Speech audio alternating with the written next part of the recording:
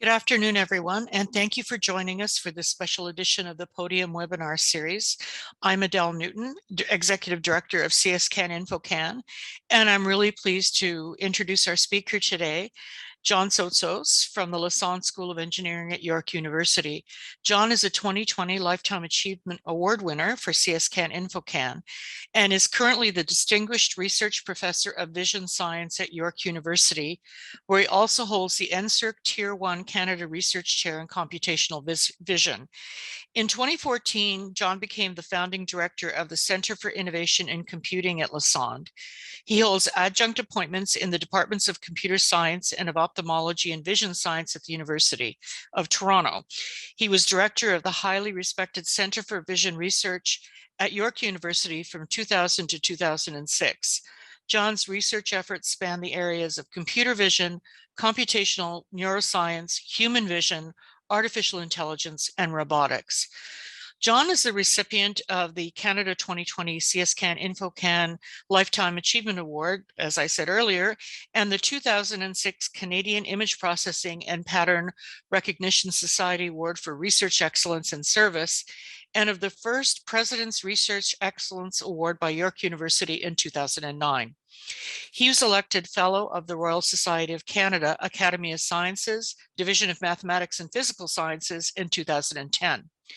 John was named the 2011 Geoffrey J. Burton Memorial Lecturer by the United Kingdom's Applied Vision Association for his significant contribution to vision science.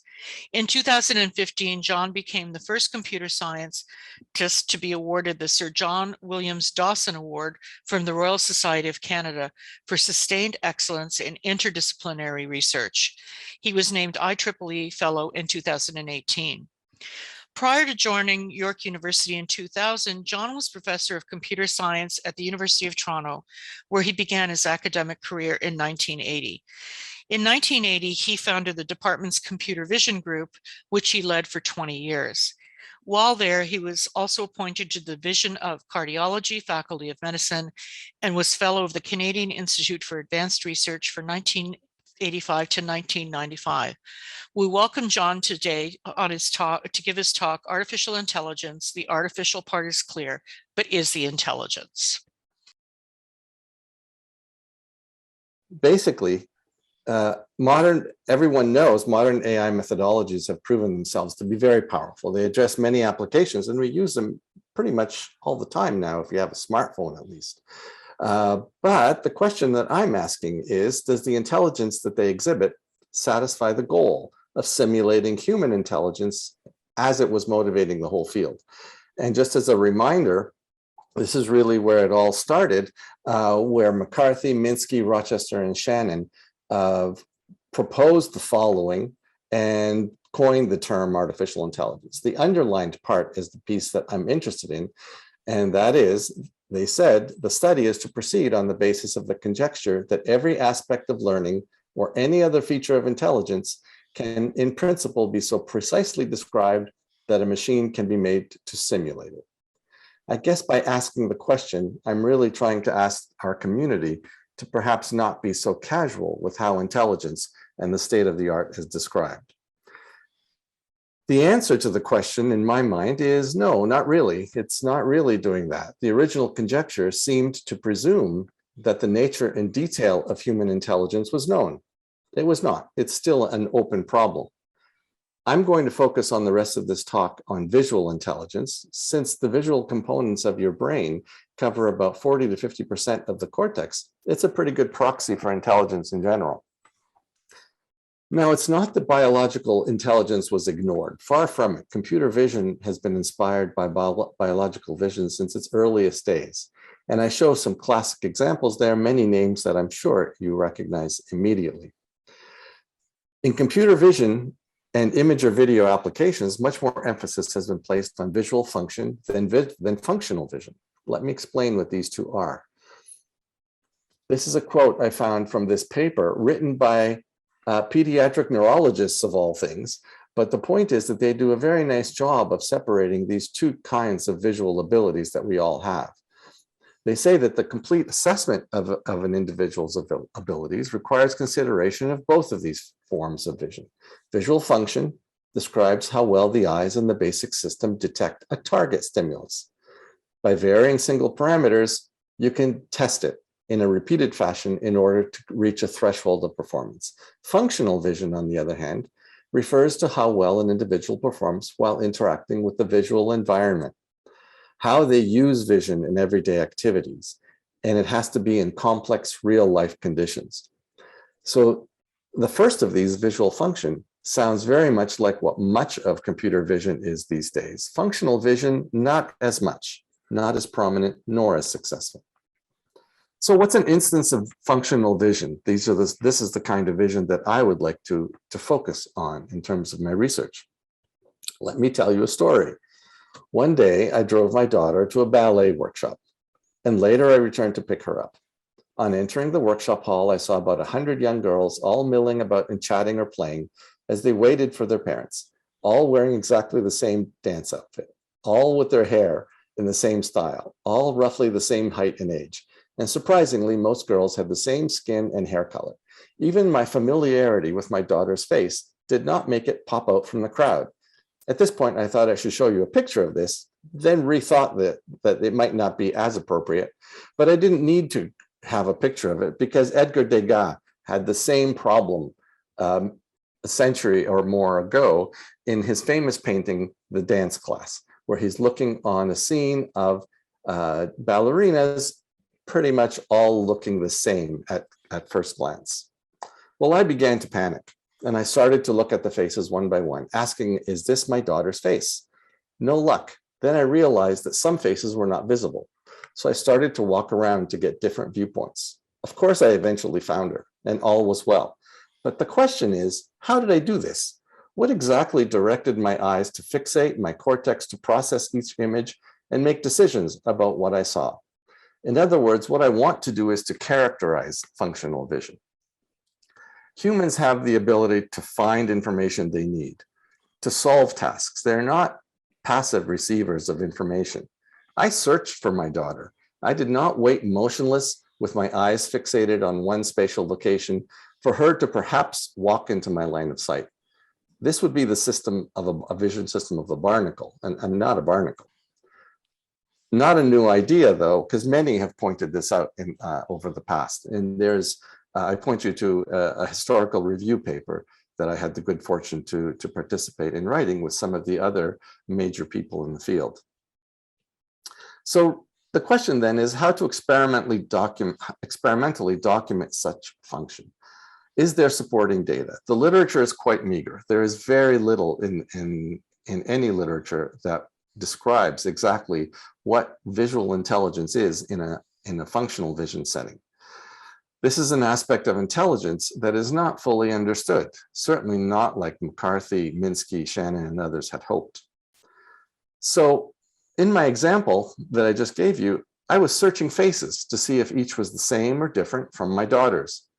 There exists a very famous experiment regarding same, different, and it's this one. It's by Shepard and Meltzer, who showed these sorts of cubic forms to subjects and asked the question, are they the same or different? And the point of this is that they discovered that one could mentally rotate one object into the other, and that was fine. And people were good at it. But what if it's more complex? Because that seems a little bit too simple to correspond to a real life situation. What if it's objects like this? Can you do it as easily with a mental rotation? Maybe some of you got it, but maybe many of you did not figure out if it's the same or different yet. What if I rotate them? Now, can you do it better? I would say yes, because you have the ability to get multiple views. So if anyone who's trying to keep track, these are different. So what we did, and when I say we, primarily my PhD student, Marcus Solbach, is set up this environment we call PASAO for active observers. And the idea is that we equipped a room in our lab with 5 light sources with a 6-camera OptiTrack system and 2 posts on which we mounted objects in differing 3D poses. There are the 2 posts, there is the subject, there are light sources and the cameras. We outfitted our subjects with these custom designed attachments to a Tobii Pro gaze tracking system and then developed custom software to precisely record synchronized gaze, and head position details. We defined a set of objects, like the ones I just showed you, rotating on the previous slide, but now these have a gradation of complexity amongst them all. And then we had subjects wear those glasses and showed them two objects and asked them, are they the same or different? Subjects start looking away from the objects. They then turn towards the objects, and they are free completely to move. They are totally untethered, and we're recording precise data on their gaze point and 6 degrees of freedom of head position. We've done lots of these, 47 subjects in total, 846 trials, and there's plenty of data that is almost overwhelming in terms of analyzing. We kept all the lighting constant. We've minimized shadows. We can do this experiment with the effect of shadows as well, and just to see how it differs. And then every subject went through an interview, an extensive interview, in order to ask them exactly what did they think they were doing while they were doing this search process. And this is what a single trial looks like. This particular pathway that you see here shows, and if you follow my cursor, these are the two objects in the reddish and bluish, or magenta and cyan. Each one of these viewing frustra shows you the direction of view of the subject with the colors corresponding to which object they were viewing. The dashed line shows you the pathway of their head, and the little inserts that you see beside some of these show you precisely where the gaze point was on each of the objects. Okay. So this looks pretty messy in terms of your ability to figure it out. But what Marcus has done is do an analysis of all of this data, and here are some of the observations. The first thing to note is that, contrary to what you might think, subjects are very good at this. They really didn't have a problem in solving this, and accuracy ranged from 80 to 100% on these trials. They could be very short trials, or they could be very long trials, but they still wound up quite accurate in general. There's a lot of data acquisition, up to 600 fixations. So up to 600 images, 800 images are being processed. On average, there were 93 fixations over 48 seconds. Plenty of time for reasoning, planning, decision-making. You're not spending all of your time doing visual processing. Head movement was significant, at least a meter, up to 16 meters.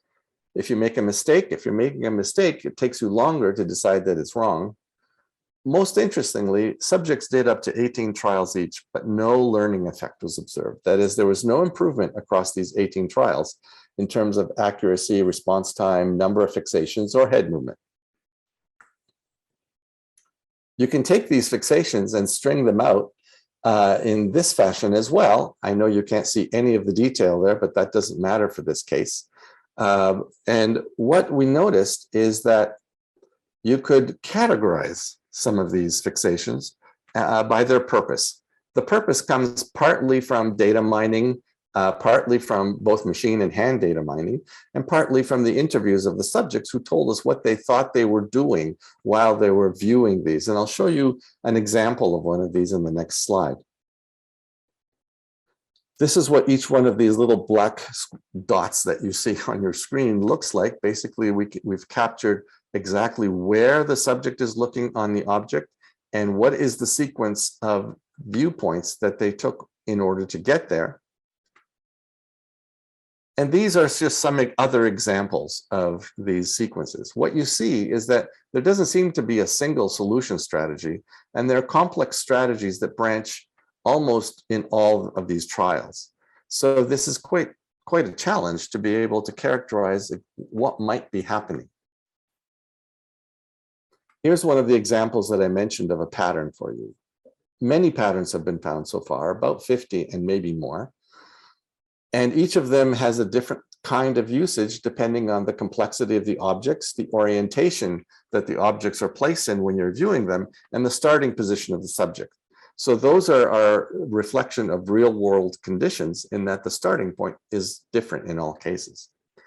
The pattern that we've called alternating fixation looks like this. The best thing is just to look at the figure. As you see, these are the two objects. But what happens is the subjects are looking back and forth across here. If you imagine in your mind what this could be, it's something like this. You appear to be creating an internal model of the shape that is represented by both objects, quantitatively, so that you could compare if they are the same. If they have the same convexities, concavities, corner points, length of these bars, and so forth.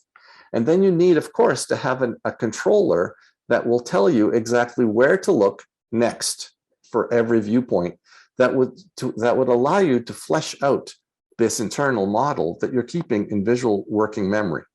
This is an actual gaze subsequence of all of these. But what it shows you is the complexity of processing that needs to be happening in order to do something as simple as determining whether this structure is the same as this structure, let alone the whole object. There are other patterns that allow you to then subdivide objects into pieces and do this for all the pieces. But in the end, you're still building up a model that will allow you to make the decision if these objects are the same or different. Most of the dance school and the same different scenarios have something in common. The thing that is in common is they elicit a complex process that's dynamic. You deploy it as you go, figuring out what have I done so far and what do I need to do next, as opposed to having any sort of a fixed strategy. They have scene views that are captured by predictive processes, I call top-down attention, and they seem composed of known elements assembled into this hypothesize and test framework that you try and test until solutions are achieved. This reminds me of things I heard at the 2015 ICRA conference. Daniela Rus, who's at MIT, in her keynote address, exclaimed, "Robots just can't figure things out." Gregory Hager from Johns Hopkins had a keynote where his theme was that robot sensing systems need to exploit attention and context. Well, the result of our experiment provides the first detailed data on exactly what a human figuring out a visual spatial problem in a real 3D environment looks like. It's very primitive, of course, and our analysis is still early, but this gives you a good indication of the fact that simple solutions are unlikely to be the ones that will work in a computer. It may be that we were very happy that we now had this data because it could drive a learning strategy. But we observed no learning effect in our subjects, and this was a puzzle. I mentioned this earlier. Then we remembered this. This is my granddaughter. At 14 and a half months old, this was observed. She has this toy of a little tube with a little tent that has exits at the back. I'm sure many of you have seen it. She also has a favorite teddy bear. So one day, her father decided to toss the teddy bear into the tent and ask her to go get it. Off she goes, crawls inside, finds the teddy bear, and her first idea was, I can push it out of this little window. Well, she couldn't do that. So she brought it back in. She knows that she can go out herself, which she did. And then she thought, well, let me try to pull it out. Well, she couldn't do that either. Put it back in. So she decided to have to go in and try something else. So she started then, she went back, got the teddy bear, and started to push it out, and did that successfully. What this little illustration does not show is that she tried initially to do it holding the bear in her hands, realized that she couldn't crawl that way, and then just put it in front of her knees and pushed it out as she crawled. She'd never faced this scenario before, obviously, and she was 14 and a half months old.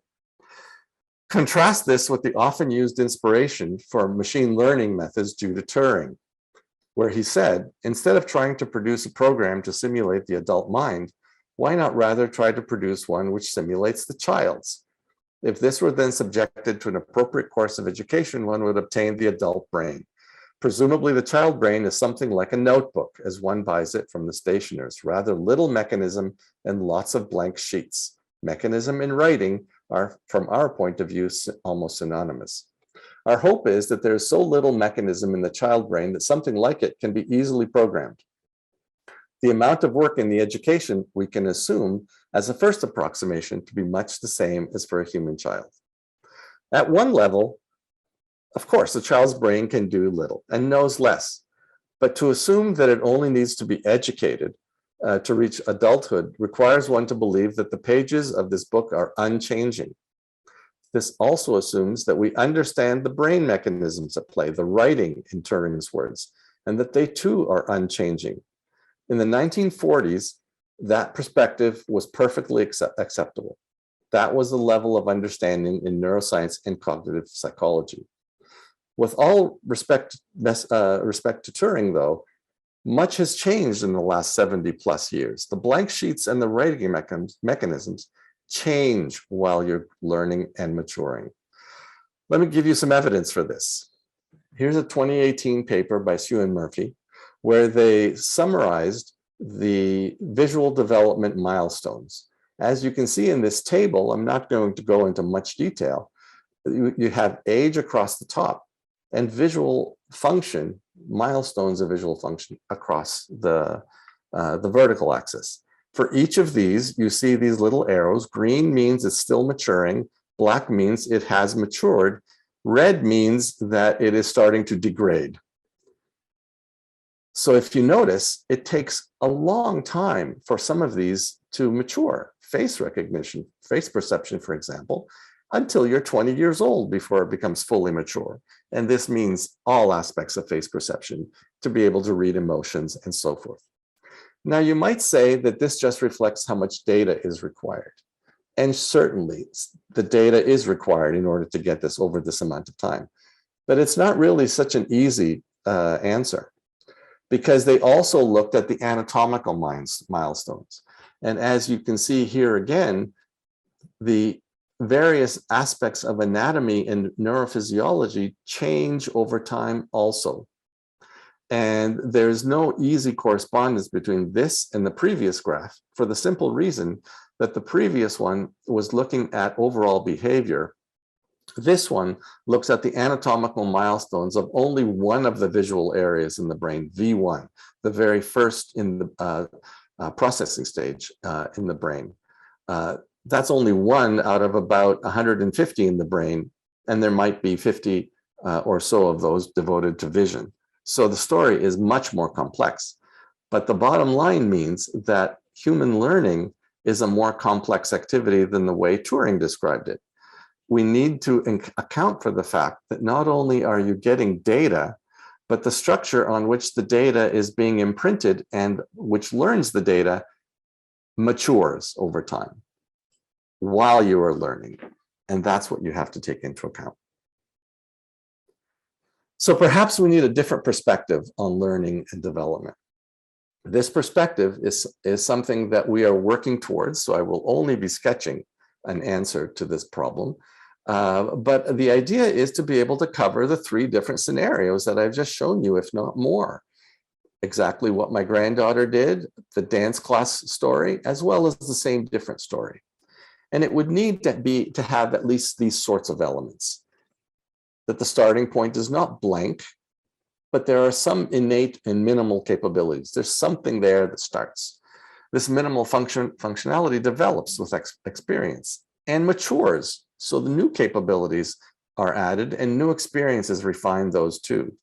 Hypothesize and test seems to be a key element. It needs to have multiple capabilities, not just classification, but also building internal quantitative models to be able to do visual search, to localize in space for the next fixation, to compare models. And that functional vision emerges as a result of this trial and error composition. Now, there's good reason to think that something like a reinforcement learning strategy might be applicable. And this is kind of a sketch of reinforcement.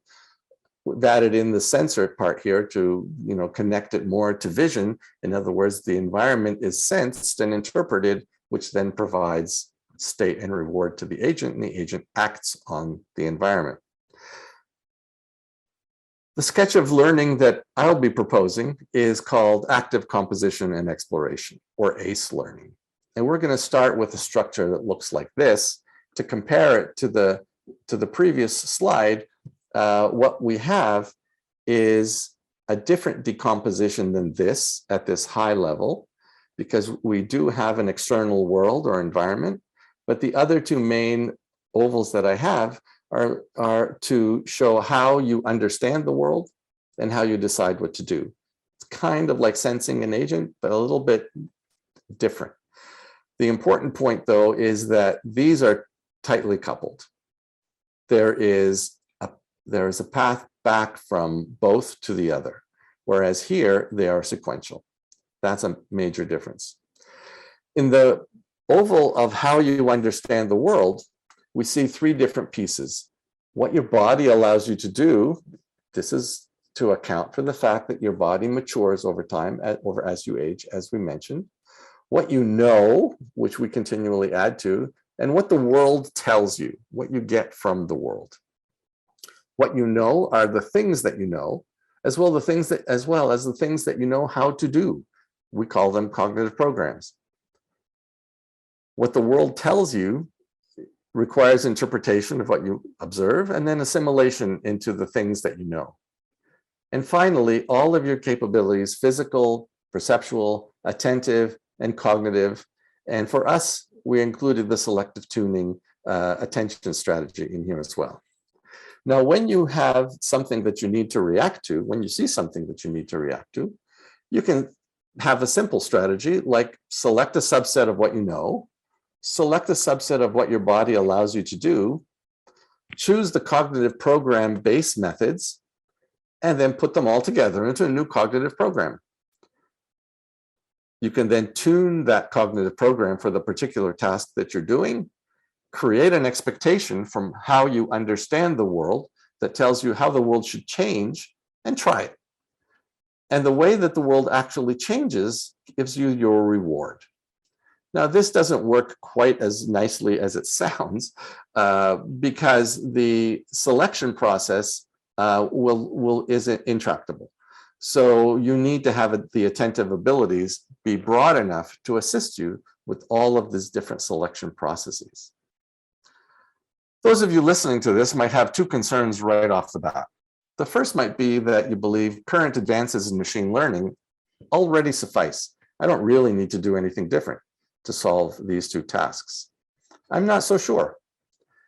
So I'm going to reply by saying that most methods rely on enormous amounts of training data, humanly infeasible amounts of training data. And now they're moving to more synthetic generators, as is shown by this paper by DeMello et al., which is a very interesting paper, in order to try and achieve these large amounts of training data. That's, if it's humanly infeasible, that doesn't connect with our original goal of human intelligence.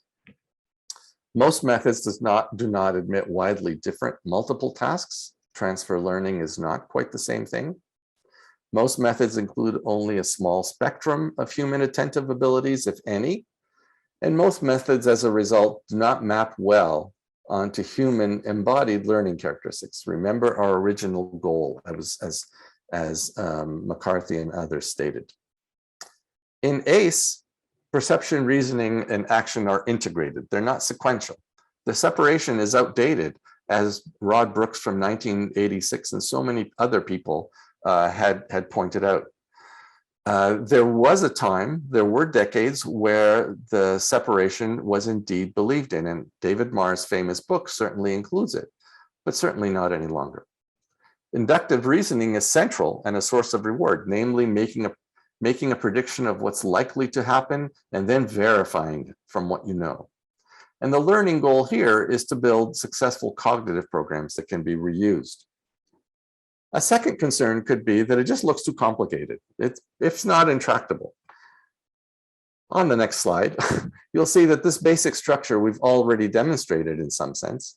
We have had a long history of results in active vision, and I list many of them there. I'm not going to go into the details there, but I'll show you one example, and that's the example that came out of a collaboration with Honda Research Institute Europe, where my PhD student Alex Andriopoulos and others at Honda gave their humanoid robot Asimo the ability to do active visual search. Asimo is looking for an object that's right there, and he looks around the room. Every time he sort of dips his head, you can say he's taking another look. He searches for this object, and he eventually will find it and point to it. He's unable to grasp objects. So there he is. He's found the object. So this is the first instance of a humanoid robot being able to do active visual search. So we've got this kind of a structure already in place. What I've showing here is exactly the outlines of the structure for ACE that I showed you. And this is the structure that all of my great students, Yiming Yi, Xenia Shabina, Alexandropoulos, and Amir Rasuli worked on. The difference is that although the structure is the same, the contents of each of the boxes are much more narrow. They're much more limited. What we need to work on is exactly how to enhance the functionality of all of these within this structure, and then to enhance the learning component. I think a little bit more needs to be said about attention. I mentioned that it's very important to consider the tractability of all of those selection terms that I had there. Attention, unfortunately, is one of the most poorly understood and misused terms in the field. Here are some quotes from a number of people from 1890 to 2019, all which are different. I love the one from Sutherland. After many thousands of experiments, we know only marginally more about attention than the interior of a black hole. And then Bengio makes it sound much more simple in the same way that James made it sound very simple. I have my own definition. I say that attention is a set of mechanisms required to tune the search processes in vision to achieve their best performance to a given task. To date, there have been hundreds of algorithms. I can point you to many review papers that look at these. Most of them focus on the data, how to limit the quantity of data that's being processed. And that's a very sensible thing to focus on. They do it by selecting attended data or by ordering processing via weighting. Unfortunately, that's not all that attention can do. Our model of attention, which we've termed selective tuning, does all of that too, but equally impacts the quality of data processing and has a number of mechanisms that affect the entire processing hierarchy in order to ensure there is as little interference and noise that comes into the process as possible. The history of selective tuning, I'll just go very, very briefly through in order to introduce what's coming up next. It started off with a 1987 paper I presented at the ICCV conference, where the whole point of it was to show that the physical resources of time and space shape the solutions to vision. Top-down attention, in this case, modulates the entire architecture of perception during perception. And the reasoning is that when you look at the combinatorics of the problem, they're quite infeasible unless you have a method for adapting any processing structure. That led to a paper in Behavioral and Brain Sciences where the prediction of this black suppression came about. If this is processing hierarchy, layers of processing in a pyramid structure, then I'm attending to a unit at the top. It has a receptive field that covers this entire region. The item I'm interested in is simply here. All of the rest of this is interfering context. The only way I clean this up is by suppressing it. Our first implementation of this was presented at the ECCV in 1992, where we showed how selective tuning dynamically selects the attended stimulus layer by layer during a top-down pass after the feed-forward pass. So it's after, and it suppresses local interfering context. In a 1995 paper in the AI journal, we laid out circuitry for it, plus more detail. And then there were a whole bunch of other papers that led to this book, where selective tuning, where you'll find the best summary for selective tuning. One of the characteristics of selective tuning was not simply to build a computational mechanism that would solve it, but also to do two other things. One is to lay down a theoretical foundation for the field. So accompanying all of this work have been a series of theoretical proofs that lay the foundations for why the model should work. And secondly, the model makes a lot of predictions about human processing that are counterintuitive. They're so counterintuitive that in many papers, they're a little bit ridiculed that they couldn't possibly be true. So I think it's important that we have models that make counterintuitive predictions. And we've tested these, and I'd like to show you some of these tests. One of those is this attentive suppressive surround, what I just described in terms of suppressing the context around an attended stimulus. We did an experiment with my postdoc, Florian Kutsu, did the experiment, where we asked subjects to fixate on this dot and showed them, gave them this cue of a little gray circle, told them something was going to be present in that circle that they have to pay attention to. In other words, we asked them to attend to this circle. If the model that I just described is true, when you attend to this circle, you suppress the surrounding parts of the circle, regardless of whether or not there's anything there. It's an automatic thing. So attending there, we then presented this where we had 2 red letters. They had to tell us if they're the same or different. And this one was a probe that we moved across here in order to check it. So if it appears close, you should be poor at doing this task. If it appears far away, you should be good at it. And then a mask. And sure enough, the plot of accuracy versus distance shows that if you're close in, but far away, you only improve when you're far away. Close in, you're very poor at it.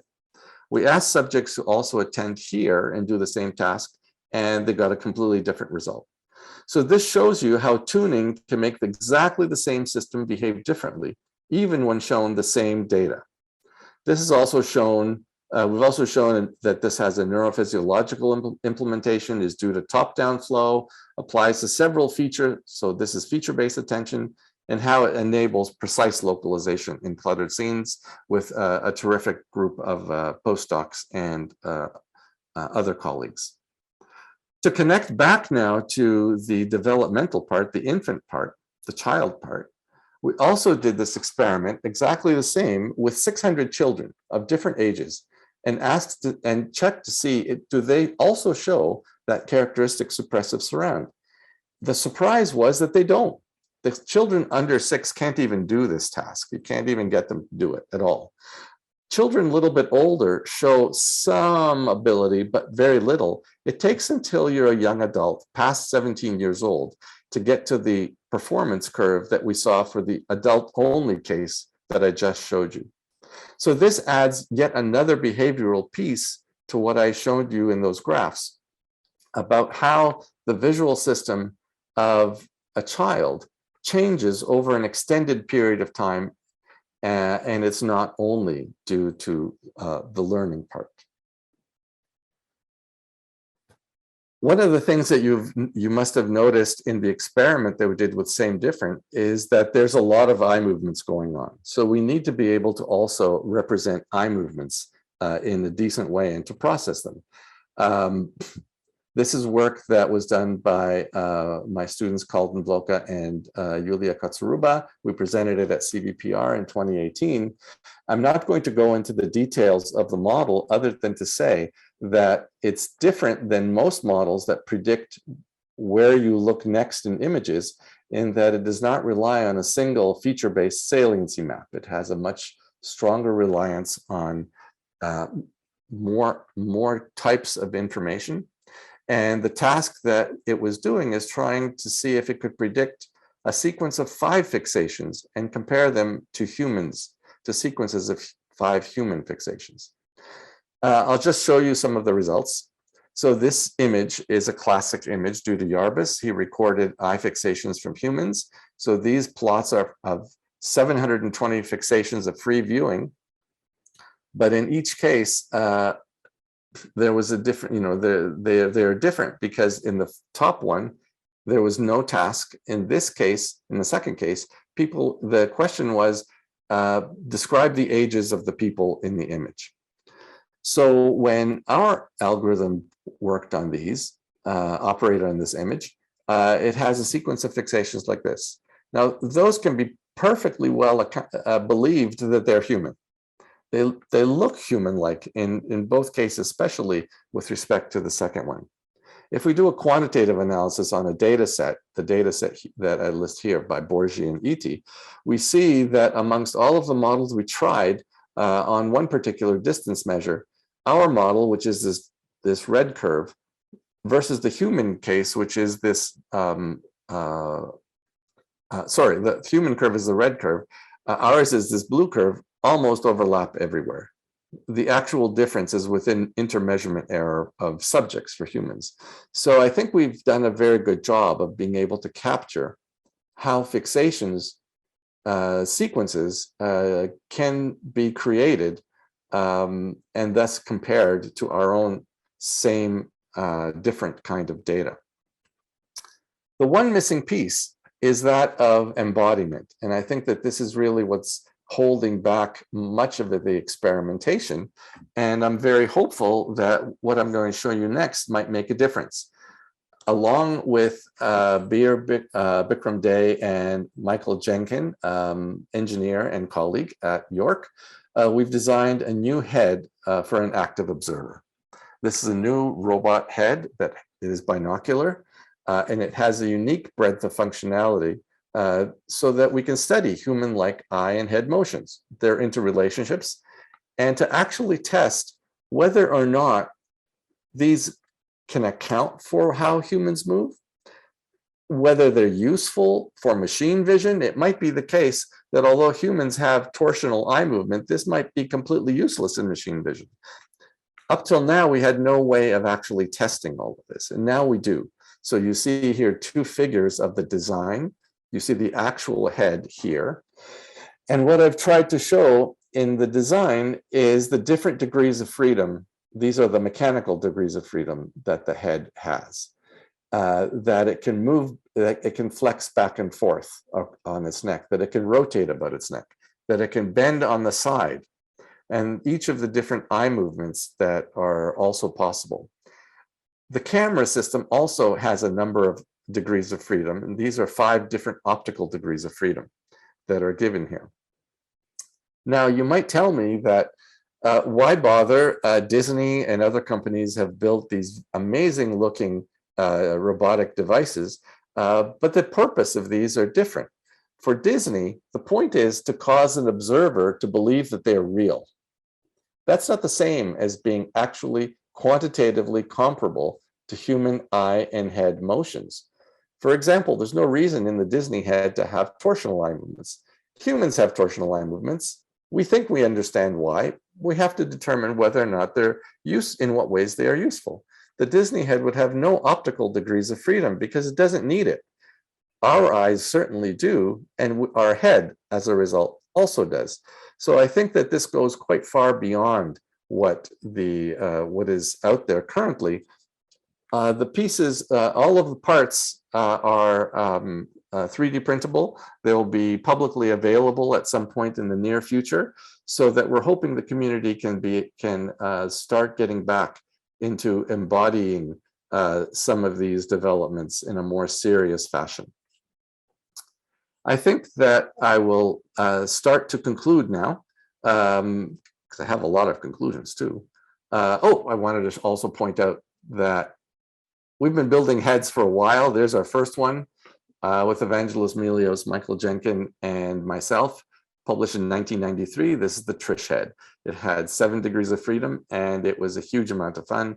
It's in our robotic museum in the lab at the moment. So, conclusions. Back to my original question, is the intelligence part clear? I think AI is in a golden age. I've been at this long enough to have lived through several ups and downs of the field. And I think there are many successes and tremendous future potential. But the intelligence seems narrow to me. The biological inspiration seems stagnated in the sense that it's old. It has not really changed as knowledge of the biology has changed. Especially some of the assumptions underlying learning methods are not consistent with a modern view of this. The full role of an active observer has really not been explored, and there is much less progress on multitaskers than unitaskers. The brain is a multitasker. The same brain can do all of these things, all of the tasks without change.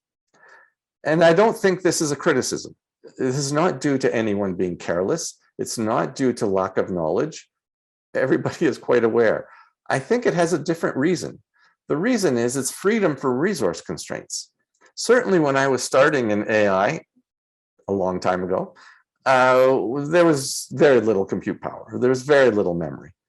And what you see now, what we had to do then is try to find ways of overcoming this. So one looked to the brain naturally as a resource for how the brain overcame these limitations. Artificial systems can now sidestep this.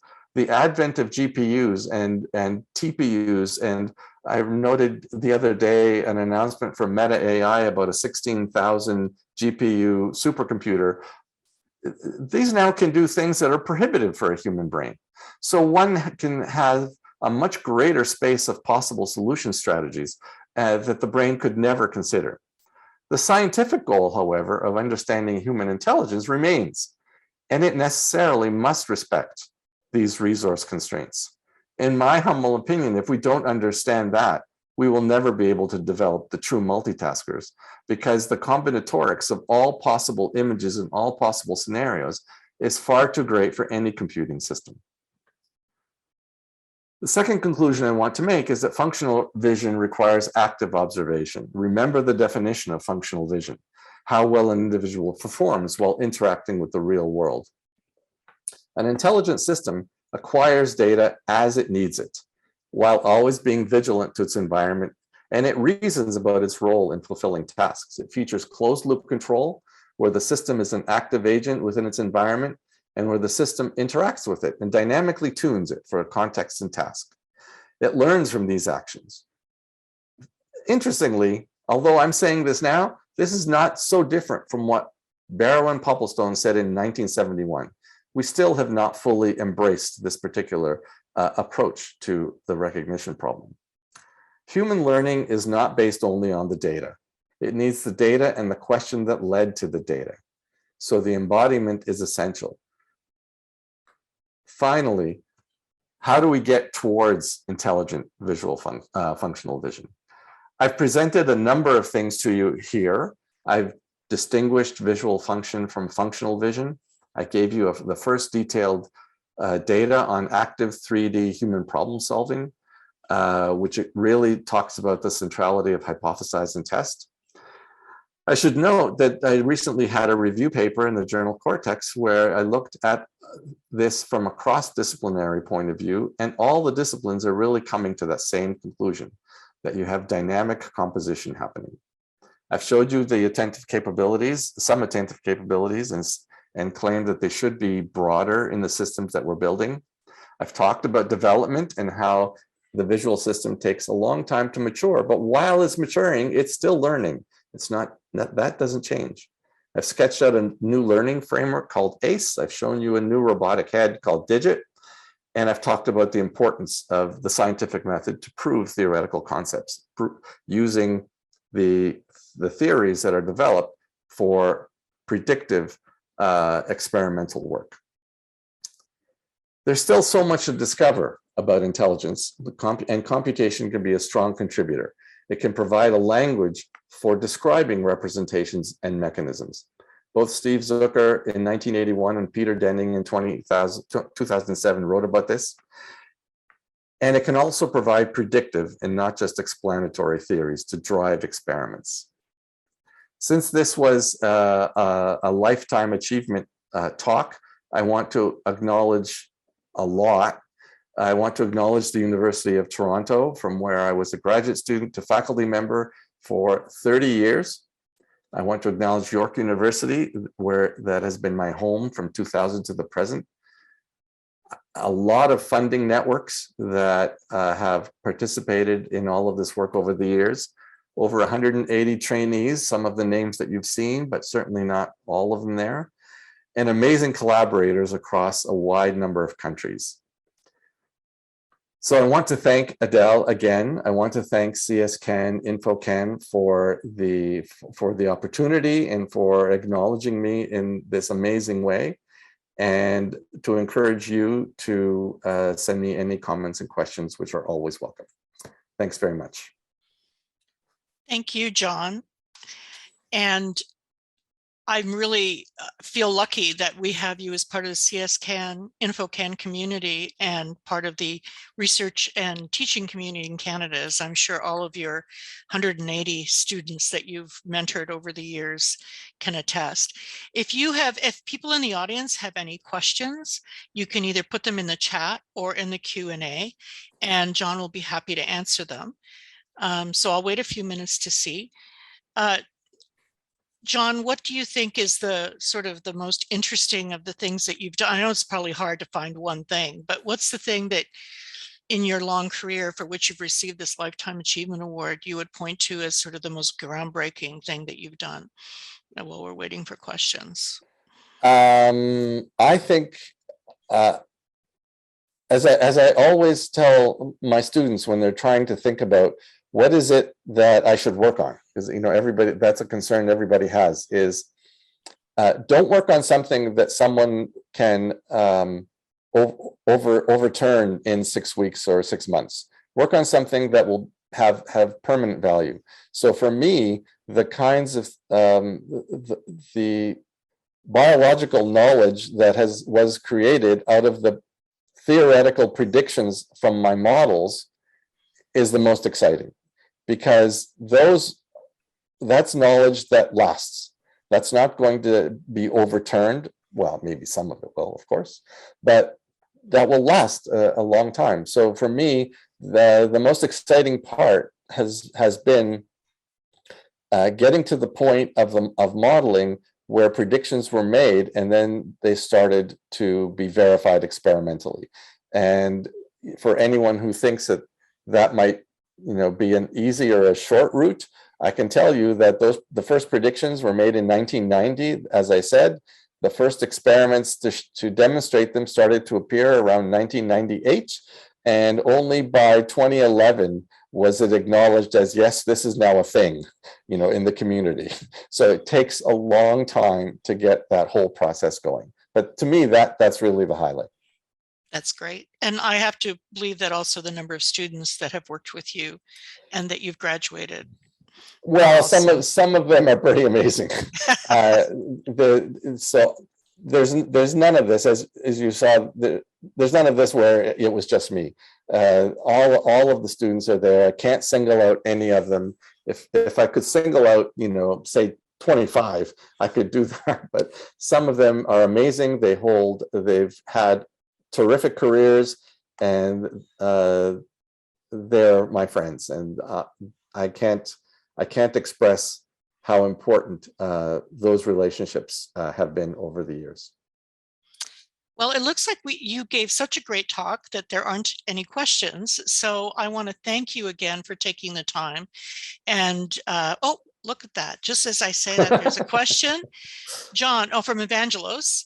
Can you comment on whether your insights from attention and human visual systems to attention in other domains, such as understanding written text?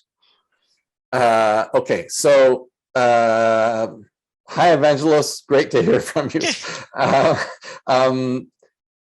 You might be referring to the fact that recently there's been a lot of activity around transformers and attention with respect in natural language. And I think that's actually something different. I would call it more perceptual organization than attention. And I don't fault anyone for calling it attention, because if you look at the history of the field, in the late 1800s and early 1900s, the area of Gestalt psychology kind of arose. And they were concerned about how one does grouping in a variety of ways, a lot of it being visual. So that visual grouping was often interpreted as visual attention. But it turns out that that's something that's automatic, whereas attention has a volitional component. So what's currently happening, I think, in the field with the dominance almost of transformers, especially in language, is that it was a missing piece to convolutional networks in the first place. they had no way of doing the kind of grouping that perceptual organization requires. And the transformers came along and did this grouping, incorrectly called attention, but being incorrect, there's a whole generation of scientists who did that ages ago. So from the visual system with respect to writing to understanding written text, I have really not thought as much about it in order to give you a better answer than that. All I can tell you is that there's a sequentiality to the text that the visual system does not include in the same way as we think about reading, but I really have nothing else to say. Thanks, John. Okay, with that, I'm going to thank you again and thank everyone for attending. And the recording will be up on our website and we'll send out a note to everyone. Thanks very much, John. And everyone have a good day. Thank you.